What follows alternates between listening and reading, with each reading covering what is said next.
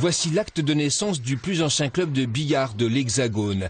Né le 18 février 1844 à la Croix-Rousse, son nom, le Cercle des chefs d'atelier. À l'époque, Lyon compte plus de 10 000 métiers à tisser. Le cercle est réservé aux maîtres tisseurs qui dirigent les fabriques. Il y a l'aspect ludique, bien sûr, mais aussi une fonction sociale inattendue. Alors, la technique du tissage a toujours évolué.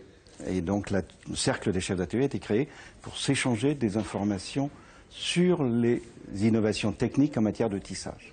Une sorte de centre de formation permanente avant l'heure où l'on ne doit aborder que la technique et la joie des coups à trois bandes, rien d'autre. Les cercles étaient tolérés à la condition exclusive de ne pas héberger de débat politique.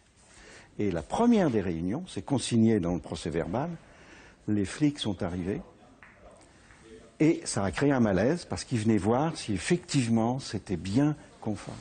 Le cercle est en effet fondé 10 ans après les révoltes des Canuts et dans une ambiance de surveillance policière, le billard devient la distraction qui suscite déjà un certain intérêt.